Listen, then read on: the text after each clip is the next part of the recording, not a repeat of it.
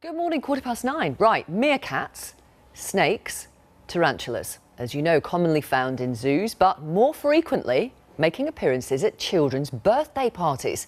And that is alarming, according to the RSPCA. These kind of animals are provided by mobile zoos. That, by the way, is a bearded dragon.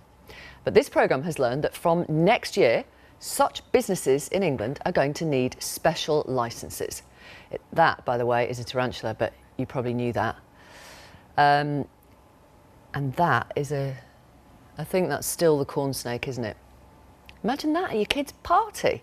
Anyway, it comes as the RSPCA tells us that many animals used for parties are being kept in poor, cramped conditions and handled inappropriately.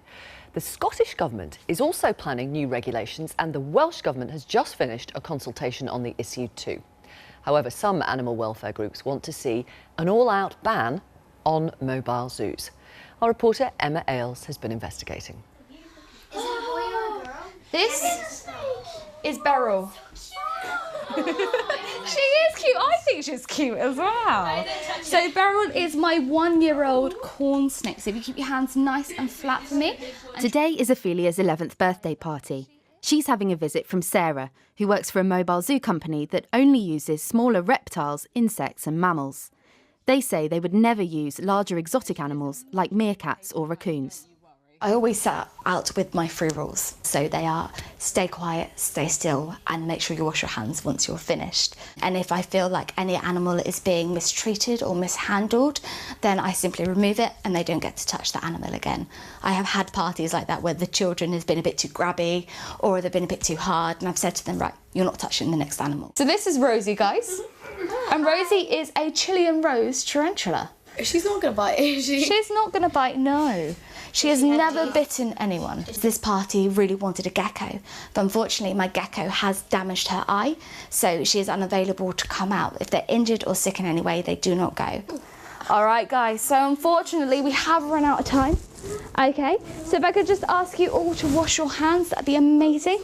And thank you all very much for listening. Let's talk to Joshua Jameson, who's been running the mobile zoo company Wild Science for the last 3 years. Isaac McMahon is here. He's an animal education presenter at the same company, and he's brought some of their animals with him today. We've taken advice from the RSPCA, by the way, to ensure that the animals who are here today are kept and looked after appropriately. Simon Airy's with us. Simon's been running a mobile zoo in Shrewsbury for over 30 years. And Gilly Mendes Ferreira is from the animal welfare charity, the Scottish SPCA. Welcome all of you. OK. Who have we got here? So we've got Delilah. She's a bearded dragon.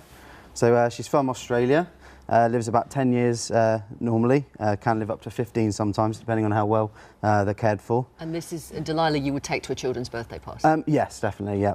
And what would you let the kids do with Delilah? I'd let them stroke her. I'd let her stroke the back. She quite likes her beard being stroked as well, as long as they're very gentle and very careful with their hands.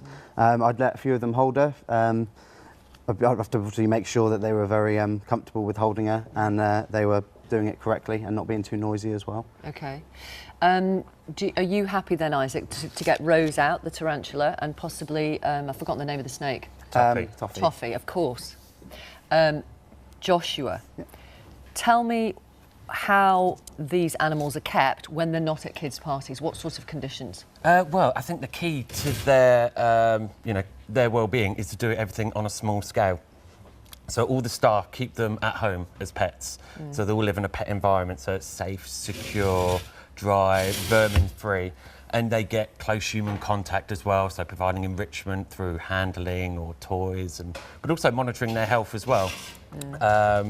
So whether it's prompt vet care where necessary as well.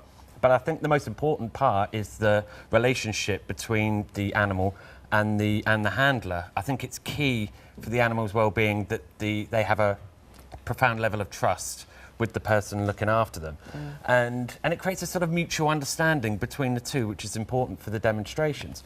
And then we have the same person looking after them at home, taking them out, so they're going through the transportation process as well. So, Isaac, the transportation process, I'll come back to. Isaac, what animal do you look after at home as a pet? All of these are all looked after by me at my house. Right.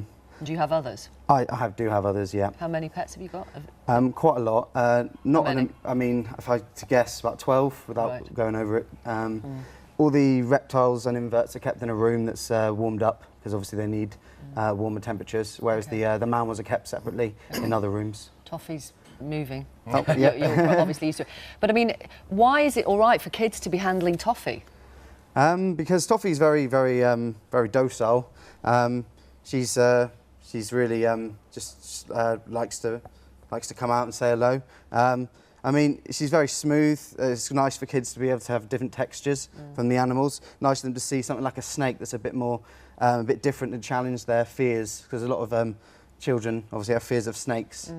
So it's good to kind of show them that snakes aren't how they think they are, how they're portrayed in other media. But anyone can set up as a mobile zoo, can't they? They can indeed. I mean, the only time you would need a licence is, as Joshua said, if an animal is endangered or dangerous, then you need a licence.